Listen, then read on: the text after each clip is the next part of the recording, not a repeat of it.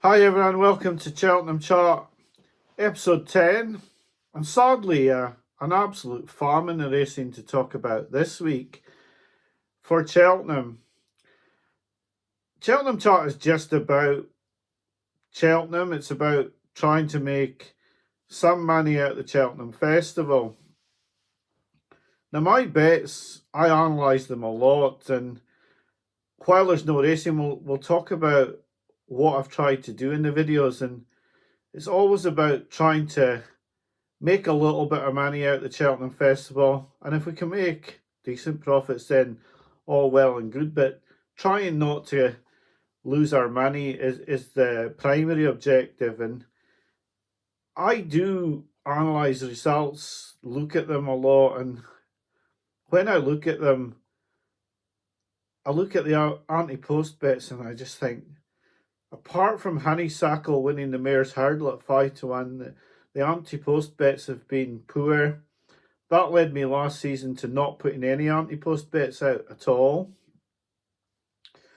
Now, I did try the champ.ie challenge of putting a horse up every week, because that would give me a decent guide as to how I was doing, if I was doing the challenge or trying to put bets up like upping the ante put up.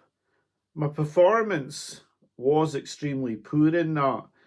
So it does say to me that if I'm making a profit on these videos for 6 years in a row, yet my anti-post performance on the videos and on a challenge is as poor as it is, then I really have to just keep going where my edge is. And my edge is in betting close to the Cheltenham Festival or on the day.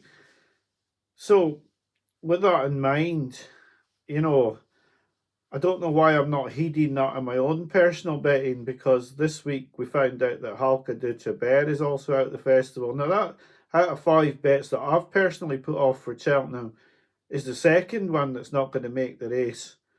So I'm going to need to get very lucky with the only 3 bets I've got left to make a profit on them in my personal betting.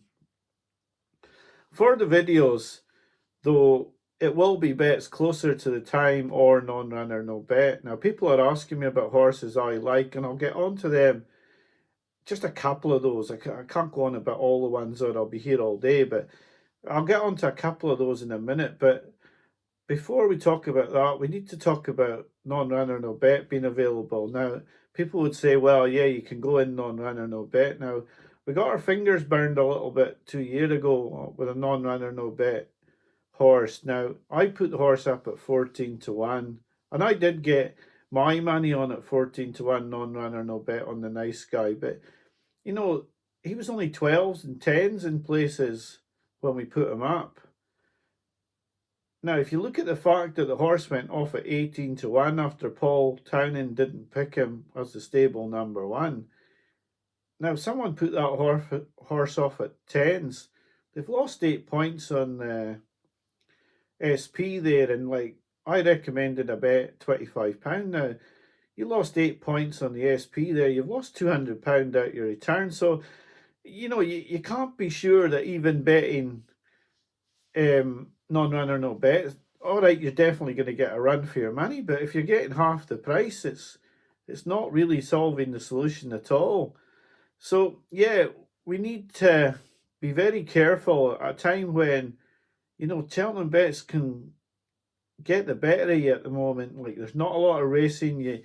You're wanting to look at Cheltenham, and then you do get sort of pulled into having a bet, and it's something that I have to be very careful about myself. But certainly for the videos, I'm not even looking at horses to put up as bets. People do ask though, and I will get on to a couple of.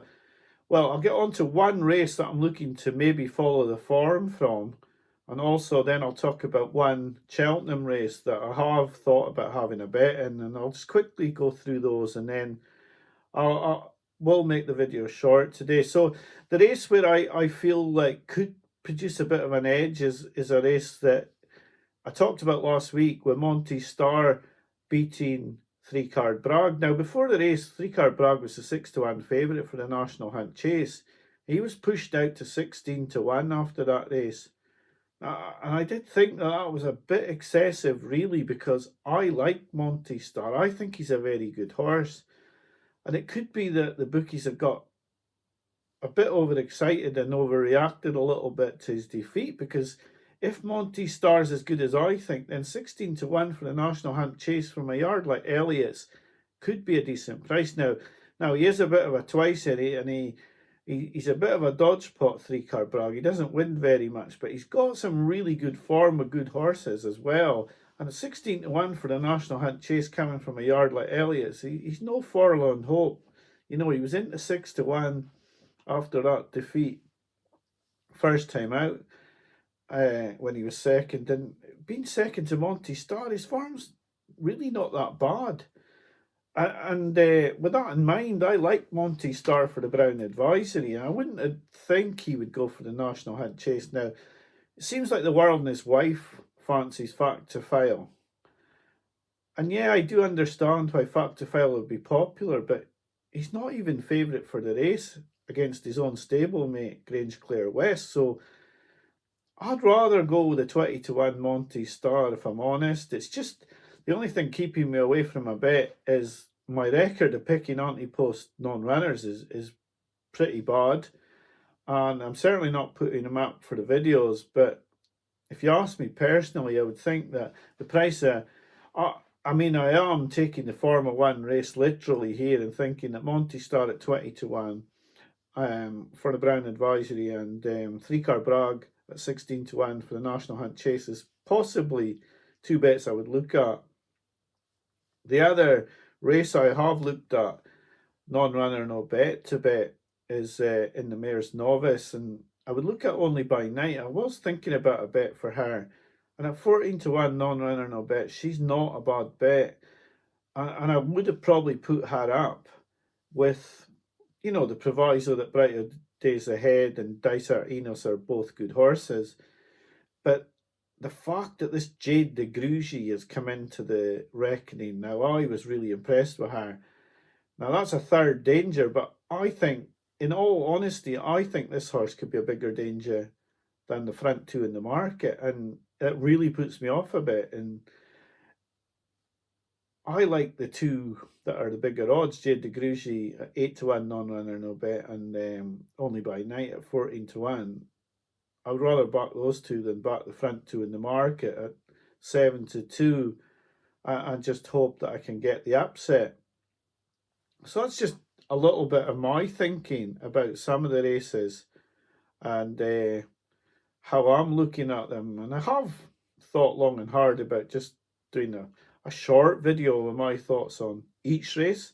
I'm not really sure if that's a good idea or not. You can let me know in the comments, but I'm not going to be sort of like making a short video and saying, yeah, fill your boots back, Marine Nationale. I'm more likely to be talking about the horses like Blood Destiny. Even in the Gold Cap, I wouldn't be looking to back Galloping des Champs at even money, even though he was utterly supreme in that race at Leopardstown. I would still be looking possibly to go with something like Gentleman's Game and hope I could get the upset. But you can let me know in the comments. But really not a lot to talk about this week, so I won't keep viewers long. Hopefully the Lawlers and Nace will be running on Friday, and we can have a few races to talk about next week with Cheltenham in mind. But yeah, that's just a few of my thoughts this week. I'm sorry it's a shorter video, but there really isn't a lot to talk about. So yeah, I'll wish you a good week. Hope you have a good week until I'm back to you next week with Cheltenham Chat 11. So I'll just say bye for now. Have a good week.